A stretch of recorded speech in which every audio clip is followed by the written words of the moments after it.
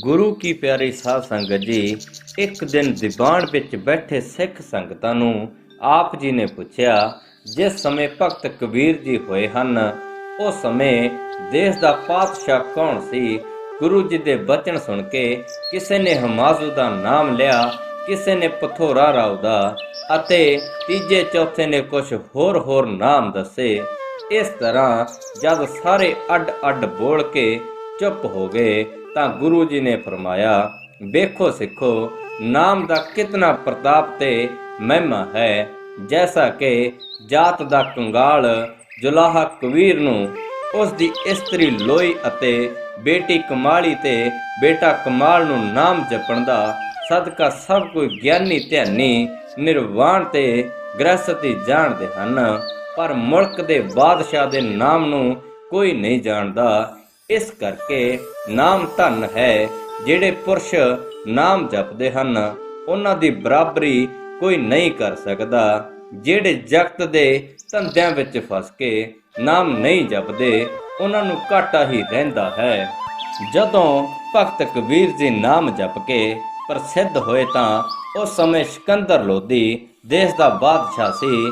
ਸਿਕੰਦਰ ਬਾਦਸ਼ਾਹ ਨੇ ਈਰਖਾਵਾਦੀ ਕਾਜ਼ੀਆਂ ਅਤੇ ਪੰਡਤਾਂ ਦੇ ਆਖੇ ਲੱਗ ਕੇ ਕਬੀਰ ਜੀ ਦੇ ਹੱਥ ਪੈਰ ਬੰਨ੍ਹ ਕੇ ਮਸਤ ਹਾਥੀ ਅੱਗੇ ਸੁੱਟ ਦਿੱਤਾ, ਪਰ ਹਾਥੀ ਕਬੀਰ ਜੀ ਨੂੰ ਵੇਖ ਕੇ ਚੀਕਾਂ ਮਾਰਦਾ ਪਿੱਛੇ ਨੂੰ ਭੱਜ ਗਿਆ। ਫਿਰ ਜੰਜੀਰਾਂ ਵਿੱਚ ਜਕੜ ਕੇ ਕਬੀਰ ਜੀ ਨੂੰ ਗੰਗਾ ਨਦੀ ਵਿੱਚ ਸੁੱਟ ਦਿੱਤਾ, ਪਰ ਕਬੀਰ ਜੀ ਦੀਆਂ ਜੰਜੀਰਾਂ ਵੀ ਟੁੱਟ ਗਈਆਂ ਅਤੇ ਕਬੀਰ ਜੀ ਮ੍ਰਿਗਸ਼ਾਲਾ ਉੱਪਰ ਚੌਂਕੜੀ ਮਾਰ ਕੇ ਬੈਠ ਗਏ। ਵੇਖੋ ਕਿੱਥੇ ਗਰੀਬ ਜੁਲਾਹਾ ਤੇ ਕਿੱਥੇ ਮੁਲਕ ਦਾ ਬਾਦਸ਼ਾਹ। ਇਸ ਕਰਕੇ ਤੁਸੀਂ ਸਾਰੇ ਸਿੱਖ ਨਾਮ ਦਾ ਸਿਮਰਨ ਕਰੋ ਅਤੇ ਗੁਰੂ ਦੇ ਪਿਆਰੇ ਸਿੱਖ ਬਣੋ। ਮਨ ਕਰਕੇ ਜੋ ਸਦਾ ਨਾਮ ਵਿੱਚ ਲਿਵ ਲਾਉਂਦਾ ਹੈ ਅਤੇ ਹੱਥਾਂ ਨਾਲ ਤਥਾ ਸਰੀਰ ਨਾਲ ਸੰਤਾਂ ਦੀ ਸੇਵਾ ਕਰਦਾ ਹੈ, ਉਹੀ ਮੇਰਾ ਪਿਆਰਾ ਸਿੱਖ ਹੈ।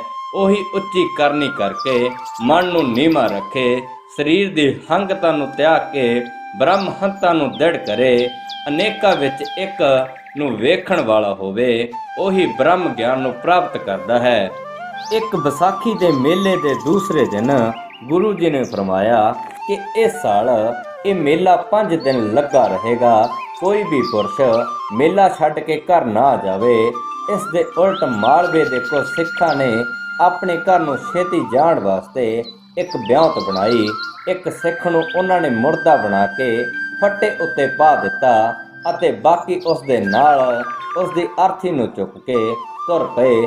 ਜਦ ਗੁਰੂ ਸਾਹਿਬ ਨੂੰ ਇਸ ਗੱਲ ਦਾ ਪਤਾ ਲੱਗਾ ਤਾਂ ਉਹਨਾਂ ਦੇ ਪੁੱਛਣ ਤੇ ਸਿੱਖਾਂ ਨੇ ਕਿਹਾ, ਮਹਾਰਾਜ, ਇੱਕ ਸਾਡਾ ਸਾਥੀ ਸਿੱਖ ਹੁਕਮ ਸੱਤ ਹੋ ਗਿਆ ਹੈ, ਉਸ ਨੂੰ ਸੰਸਕਾਰਨ ਵਾਸਤੇ ਅਰਥੀ ਜਾ ਰਹੀ ਹੈ। ਗੁਰੂ ਜੀ ਨੇ ਕਿਹਾ, ਇਸ ਅਰਥੀ ਨੂੰ ਸਾਡੇ ਪਾਸ ਲੈ ਆਓ, ਅਸੀਂ ਉਸ ਸਿੱਖ ਨੂੰ ਵੇਖਣਾ ਚਾਹੁੰਦੇ ਹਾਂ। ਸਿੱਖਾਂ ਅਰਥੀ ਗੁਰੂ ਜੀ ਪਾਸ ਲਿਆ ਰੱਖੀ। ਗੁਰੂ ਜੀ ਨੇ ਇੱਕ ਸਿੱਖ ਨੂੰ ਕਿਹਾ, ਅੱਗ ਦੀ ਇੱਕ ਚੇਤਾਵਨੀ ਲਿਆਓ। ਜਦ ਸਿੱਖ ਚਵਾਤੀ ਲੈ ਕੇ ਆਇਆ ਤਾਂ ਗੁਰੂ ਜੀ ਨੇ ਹੁਕਮ ਕੀਤਾ ਕਿ ਇਸ ਨੂੰ ਇਸ ਮੁਰਦਾ ਦਿਸਦੇ ਹੇਠਾਂ ਰੱਖ ਦਿਓ। ਜਦ ਸਿੱਖ ਨੇ ਚਵਾਤੀ ਹੇਠ ਰੱਖ ਦਿੱਤੀ ਤਾਂ ਬਨੌਟੀ ਮੁਰਦਾ ਸਿੱਖ ਅੱਗ ਦੇ ਸੇਕ ਨਾਲ ਤੜਫ ਕੇ ਕਫਨ ਪਾੜ ਕੇ ਉੱਠ ਨਠਾ। ਇਹ ਕੌਤਕ ਵੇਖ ਕੇ ਸਾਰੀ ਸਿੱਖ ਸੰਗਤ ਹੈਰਾਨ ਹੋ ਗਈ ਅਤੇ ਇਹ ਪਖੰਡ ਕਰਨ ਵਾਲੇ ਸ਼ਰਮਿੰਦੇ ਹੋ ਗਏ ਅਤੇ ਗੁਰੂ ਜੀ ਤੋਂ ਮਾਫੀ ਮੰਗ ਕੇ ਆਪਣੀ ਭੁੱਲ ਬਖਸ਼ਵਾਈ। ਗੁਰੂ ਜੀ ਨੇ ਫਰਮਾਇਆ, ਗੁਰੂ ਘਰ ਤੇ ਸਿਦਕ ਰੱਖੋ, ਘਰ ਜਾ ਕੇ ਸਤ ਸੰਗਤ ਕਰਿਆ ਕਰਨੀ ਅਤੇ ਸਤਨਾਮ ਦਾ ਸਿਮਰਨ ਕਰਨਾ। ਇੱਕ ਵਾਰ ਵਿਸਾਖ ਦੀ ਸੰਗਰਾਂਦ ਨੂੰ ਸੰਗਤਾਂ ਦੂਰ ਤੋਂ ਗੁਰੂ ਜੀ ਦੇ ਦਰਸ਼ਨ ਕਰਨ ਵਾਸਤੇ ਆਨੰਦਪੁਰ ਆਈਆਂ। ਸਤਿਗੁਰੂ ਜੀ ਦਾ ਦੀਵਾਨ ਭਰਪੂਰ ਹੋ ਕੇ ਸਜ ਰਿਹਾ ਸੀ। ਸੰਗਤਾਂ ਆਣ ਕੇ ਗੁਰੂ ਜੀ ਦੇ ਚਰਨਾਂ ਤੇ ਮੱਥਾ ਟੇਕ ਕੇ ਭੇਟਾ ਅਰਪਣ ਕਰਕੇ ਗੁਰੂ ਜੀ ਦੇ ਦਰਸ਼ਨ ਕਰਦੀਆਂ ਸਨ।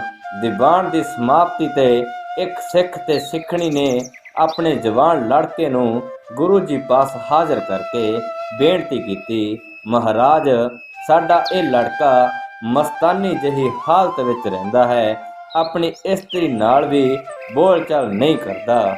ਗੁਰੂ ਜੀ ਨੇ ਲੜਕੇ ਨੂੰ ਪੁੱਛਿਆ, ਤੂੰ ਘਰ ਤੋਂ ਉਦਾਸ ਕਿਉਂ ਰਹਿੰਦਾ ਹੈ? ਲੜਕੇ ਨੇ, ਜਿਸ ਦਾ ਨਾਮ ਨੰਦ ਸਿੰਘ ਸੀ, ਕਿਹਾ, ਗੁਰੂ ਜੀ, ਮੈਨੂੰ ਆਨੰਦ ਸਾਹਿਬ ਦੀ ਤੁਕ ਪੜ੍ਹ ਕੇ ਵਿਰਾਗ ਹੋ ਗਿਆ ਹੈ। ਮੈਨੂੰ ਇਸ ਤੋਂ ਇਹ ਸਮਝ ਪਈ ਕਿ ਇਹ ਸਾਰੇ ਸੰਬੰਧੀ ਝੂਠੇ ਹਨ। ਕਿਸੇ ਨੇ ਅੰਤ ਸਮੇਂ ਸਹਾਈ ਨਹੀਂ ਹੋਣਾ। ਇਹਨਾਂ ਨਾਲ ਮੋਹ ਕਰਨਾ ਠੀਕ ਨਹੀਂ ਹੈ। ਇਸ ਕਰਕੇ ਮੈਨੂੰ ਖਾਣਾ ਪੀਣਾ ਕੁਝ ਚੰਗਾ ਨਹੀਂ ਲੱਗਦਾ। ਗੁਰੂ ਜੀ ਨੇ ਉਸ ਨੂੰ ਵਿਰਕਤ, ਵਿਰਾਗੀ ਅਤੇ ਗ੍ਰਹਿਸਤੀ ਦੇ ਧਰਮ ਸਮਝਾਏ ਅਤੇ ਕਿਹਾ ਕਿ ਇਹਨਾਂ ਦੋਹਾਂ ਵਿੱਚੋਂ ਜਿਸ ਨੂੰ ਤੂੰ ਪੂਰੀ ਤਰ੍ਹਾਂ ਨਿਭਾ ਸਕਦਾ ਹੋਵੇ ਉਸ ਨੂੰ ਧਾਰਨ ਕਰ ਲੈ। ਗ੍ਰਹਿਸਤੀ ਦਾ ਧਰਮ ਹੈ ਕਿ ਘਰ ਆਏ ਅਤਿਥੀ ਨੂੰ ਪ੍ਰੇਮ ਨਾਲ ਭੋਜਨ ਅਤੇ ਵਿਸ਼ਰਾਮ ਦੇਵੇ ਅਤੇ ਧਰਮ ਦੇ ਕਰਮ ਕਰੇ। ਪਰ ਜੇਕਰ ਧਰਮ ਦੀ ਕਮਾਈ ਅਤੇ ਅਤਿਥੀ ਸੇਵਾ ਨਾ ਕਰ ਸਕਦਾ ਹੋਵੇ ਤਾਂ ਫਿਰ ਵਿਰਾਗ ਧਾਰਨ ਕਰੇ। ਵਿਰਾਗੀ ਦਾ ਧਰਮ ਹੈ ਕਿ ਲੋਭ, ਲਾਲਚ ਅਤੇ ਤ੍ਰਿਸ਼ਨਾ ਦਾ ਐਸਾ ਤਿਆਗ ਕਰੇ ਕਿ ਉਸ ਨੂੰ ਕੋਈ ਵੀ ਸੰਸਾਰਕ ਚੀਜ਼ ਇਸ ਮਾਰਗ ਤੋਂ ਹਟਾ ਨਾ ਸਕੇ। ਪਰ ਜਿਹੜਾ ਵਿਰਾਗ ਧਾਰਨ ਕਰਕੇ ਫਿਰ ਸੰਸਾਰਕ ਧੰਦਿਆਂ ਵਿੱਚ ਲੱਗਾ ਰਹਿੰਦਾ ਹੈ, ਉਸ ਵਰਗਾ ਹੋਰ ਕੋਈ ਮੰਦੇ ਭਾਗਾਂ ਵਾਲਾ ਨਹੀਂ ਹੁੰਦਾ। ਕਬੀਰ ਭਗਤ ਜੀ ਵੱਡੇ ਭਗਤ ਹੋਏ ਹਨ, ਜਿਨ੍ਹਾਂ ਨੇ ਗ੍ਰਹਿਸਤ ਮਾਰਗ ਨੂੰ ਸਿੱਧ ਕਰਕੇ ਵਿਖਾ ਦਿੱਤਾ ਅਤੇ ਗ੍ਰਹਿਸਤ ਵਿੱਚ ਵਿਰਾਗ ਵੀ ਚੋਟੀ ਦਾ ਕਰਕੇ ਦੱਸ ਦਿੱਤਾ। ਗੁਰੂ ਜੀ ਪਾਸੋਂ ਇਹ ਨਿਰਣਾ ਸੁਣ ਕੇ ਭਾਈ ਨੰਦ ਸਿੰਘ ਨੇ ਹੱਥ ਜੋੜ ਕੇ ਆਖਿਆ, ਮਹਾਰਾਜ, ਹੁਣ ਮੈਂ ਤੁਹਾਡਾ ਬਚਨ ਮੰਨ ਕੇ ਗ੍ਰਹਿਸਤ ਧਾਰਨ ਕਰਨਾ ਹੀ ਠੀਕ ਸਮਝਿਆ ਹੈ। ਉਪਰੰਤ ਭਾਈ ਨੰਦ ਸਿੰਘ ਨੇ ਆਪਣੀ ਇਸਤਰੀ ਸਹਿਤ ਗੁਰੂ ਜੀ ਪਾਸ ਰਹਿ ਕੇ ਸਾਧ ਸੰਗਤ ਦੀ ਸੇਵਾ ਵਿੱਚ ਲੱਗ ਕੇ ਆਪਣਾ ਜੀਵਨ ਸਫਲਾ ਕਰ ਲਿਆ। ਇੱਕ ਦਿਨ ਮਾਤਾ ਗੁਜਰੀ ਜੀ ਨੇ ਸੁਖਮਣੀ ਸਾਹਿਬ ਦਾ ਪਾਠ ਪੜ੍ਹਿਆ ਤਾਂ ਆਪ ਜੀ ਨੇ ਗੁਰੂ ਜੀ ਨੂੰ ਕਿਹਾ ਕਿ ਜੇਕਰ ਅੱਜ ਕੱਲ੍ਹ ਵੀ ਕੋਈ ਐਸਾ ਮਹਾਪੁਰਸ਼ ਹੈ ਤਾਂ ਉਹਨਾਂ ਦੇ ਮੈਨੂੰ ਦਰਸ਼ਨ ਕਰਾਓ। ਗੁਰੂ ਜੀ ਨੇ ਕਿਹਾ, ਮਾਤਾ ਜੀ, ਐਸੇ ਉੱਤਮ ਪੁਰਸ਼ ਦੇ ਦਰਸ਼ਨ ਤੁਹਾਨੂੰ ਕੱਲ ਹੋ ਜਾਣਗੇ।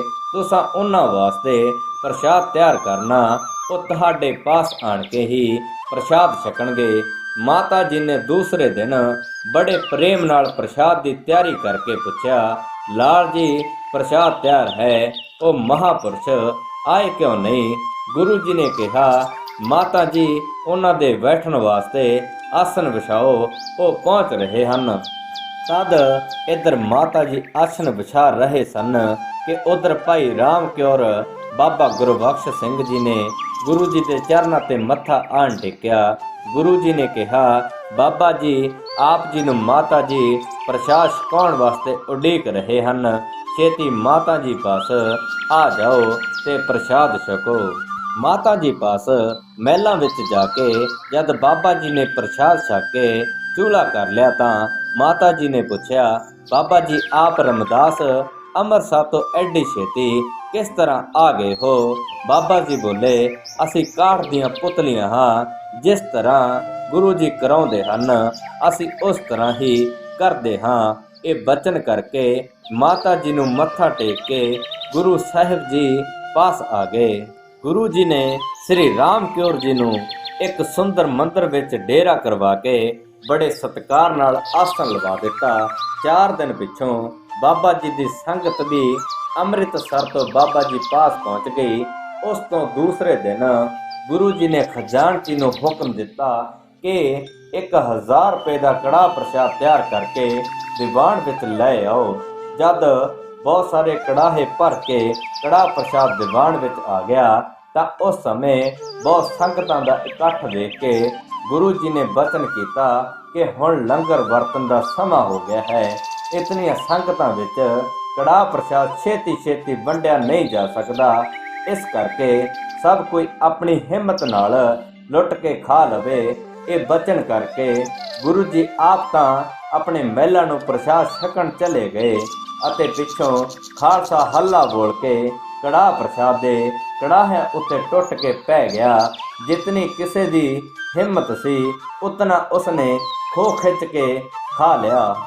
ਇਸ ਲੁੱਟ ਸਮੇਂ ਵਿਸ਼ੇਸ਼ ਗੱਲ ਇਹ ਹੋਈ ਕਿ ਭਾਈ ਰਾਮ ਕੌਰ ਜੀ ਅਤੇ ਉਹਨਾਂ ਦੀ ਸੰਗਤ ਨੇ ਇਸ ਲੁੱਟ ਵਿੱਚ ਕੋਈ ਹਿੱਸਾ ਨਾ ਲਿਆ। ਦੀਵਾਨ ਵਿੱਚ ਆਪਣੇ ਅਸਥਾਨ ਤੇ ਹੀ ਚੁੱਪ ਕਰਕੇ ਬੈਠੇ ਰਹੇ। ਇਸ ਗੱਲ ਦਾ ਜਦ ਪਿੱਛੋਂ ਗੁਰੂ ਜੀ ਨੂੰ ਪਤਾ ਲੱਗਾ ਕਿ ਭਾਈ ਰਾਮ ਕੌਰ ਜੀ ਅਤੇ ਉਹਨਾਂ ਦੀ ਸੰਗਤ ਨੇ ਤੇ ਹਾਵਲ ਨਹੀਂ ਲੁੱਟਿਆ ਤਾਂ ਸਤਿਗੁਰ ਜੀ ਨੇ ਭਾਈ ਜੀ ਨੂੰ ਪੁੱਛਿਆ ਕਿ ਤੁਸਾਂ ਕੜਾਹ ਪ੍ਰਸ਼ਾਦ ਕਿਉਂ ਨਹੀਂ ਲੁੱਟਿਆ। ਇਸ ਤਰ੍ਹਾਂ ਕਰਕੇ ਆਪ ਜੀ ਨੇ ਸਾਡੀ ਆਗਿਆ ਭੰਗ ਕੀਤੀ ਹੈ। ਭਾਈ ਜੀ ਨੇ ਕਿਹਾ, ਮਹਾਰਾਜ ਉਸ ਸਮੇਂ ਕਲ ਯੁੱਗ ਵਰਤ ਰਿਹਾ ਸੀ, ਇਸ ਕਰਕੇ ਅਸੀਂ ਕਲ ਯੁੱਗ ਦੇ ਪ੍ਰਭਾਵ ਵਾਲੇ ਅਸਥਾਨ ਤੇ ਨਹੀਂ ਸੀ ਜਾਣਾ ਚਾਹੁੰਦੇ। ਗੁਰੂ ਜੀ ਨੇ ਕਿਹਾ, ਜਿਸ ਕਲ ਯੁੱਗ ਤੋਂ ਡਰ ਕੇ ਤੁਸਾਂ ਕੜਾਹ ਨਹੀਂ ਲੁੱਟਿਆ, ਉਹ ਕਿੱਲਿਆਂ ਦੇ ਦਰਵਾਜ਼ਿਆਂ ਤੋਂ ਛਾਲਾ ਮਾਰ ਕੇ ਤੁਹਾਡੇ ਘਰ ਪ੍ਰਵੇਸ਼ ਕਰੇਗਾ, ਤੁਸੀਂ ਉਸ ਤੋਂ ਬਚ ਨਹੀਂ ਸਕੋਗੇ। ਸਤਿਗੁਰ ਜੀ ਦੇ ਇਹ ਵਾਕ ਸੁਣ ਕੇ ਭਾਈ ਜੀ ਨੇ ਹੱਥ ਜੋੜ ਕੇ ਆਪ ਜੀ ਦੇ ਚਰਨਾਂ ਤੇ ਮੱਥਾ ਟੇਕਿਆ ਅਤੇ ਸਤ ਕਰਕੇ ਵਾਕ ਪ੍ਰਵਾਨ ਕਰ ਲਿਆ। ਗੁਰੂ ਜੀ ਦੇ ਇਹ ਵਾਕ ਭਾਈ ਜੀ ਦੇ ਪੋਤਰੇ ਦੇ ਸਮੇਂ ਸਫਲ ਹੋਏ। ਆਪ ਜੀ ਦੇ ਇਸ ਪੋਤਰੇ ਦਾ ਨਾਮ ਸਿਆਮ ਸਿੰਘ ਸੀ। ਇਹ ਬਹੁਤ ਕੁਕਰਮੀ ਸੀ।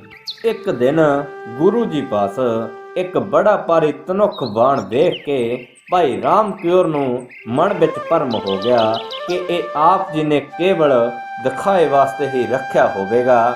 ਆਪ ਜੀ ਆਪਣੇ ਪਤਲੇ ਜਿਹੇ ਸਰੀਰ ਨਾਲ ਇਸ ਨੂੰ ਚੁੱਕ ਨਹੀਂ ਸਕਦੇ ਹੋਣਗੇ। ਅੰਤਰਜਾਮੀ ਗੁਰੂ ਜੀ ਨੇ ਭਾਈ ਜੀ ਦੇ ਇਸ ਸੱਸੇ ਨੂੰ ਨਿਵਰਤ ਕਰਨ ਵਾਸਤੇ ਇੱਕ ਦਿਨ ਹਾਥੀ ਉੱਤੇ ਚੜ੍ਹਨ ਸਮੇਂ ਭਾਈ ਜੀ ਦੇ ਮੋਢੇ ਉੱਤੇ ਹੱਥ ਰੱਖ ਕੇ ਜਦ ਪੈਰ ਚੁੱਕਿਆ ਤਾਂ ਭਾਈ ਜੀ ਨੂੰ ਇਉਂ ਜਾਪਿਆ ਕਿ ਉਹਨਾਂ ਉੱਤੇ ਤਰਲੋਕੀ ਦਾ ਭਾਰ ਪੈ ਗਿਆ ਹੈ। ਆਪ ਜੀ ਦੇ ਪੈਰ ਤਿੜਕਣ ਲੱਗ ਪਏ। ਇੰਨੇ ਚਿਰ ਨੂੰ ਗੁਰੂ ਜੀ ਜਦ ਦੂਸਰਾ ਪੈਰ ਚੁੱਕ ਕੇ ਹੋਦੇ ਵਿੱਚ ਬੈਠ ਗਏ ਤਾਂ ਭਾਈ ਜੀ ਨੂੰ ਸੁੱਖ ਦਾ ਸਾਹ ਆਇਆ। ਉਪਰੰਤ ਗੁਰੂ ਜੀ ਨੇ ਭਾਈ ਜੀ ਨੂੰ ਵੀ ਆਪਣੇ ਨਾਲ ਹੀ ਹੋਦੇ ਵਿੱਚ ਬਿਠਾ ਲਿਆ ਅਤੇ ਰਸਤੇ ਵਿੱਚ ਕਿਹਾ, ਜੇਕਰ ਤੁਹਾਡੇ ਵਰਗੇ ਸਿੱਖੀ ਦੇ ਥੰਮ ਹੀ ਡੋਲ ਜਾਣ ਤਾਂ ਫਿਰ ਹੋਰਨਾਂ ਦੀ ਕਿਹੜੀ ਗੱਲ ਹੈ। ਭਾਈ ਜੀ ਨੇ ਅੱਖਾਂ ਨੀਵੀਆਂ ਕਰਕੇ ਆਖਿਆ, ਮਹਾਰਾਜ ਤੁਹਾਡੀ ਮਾਇਆ ਪਰਬਲ ਹੈ, ਜਿਸ ਨੇ ਬ੍ਰਹਮਾ ਵਰਗੇ ਦੇਵਤੇ ਵੀ ਪਰਮਾ ਦਿੱਤੇ, ਉਸ ਅੱਗੇ ਮੈਂ ਵਿਚਾਰਾ ਕੌਣ ਹਾਂ।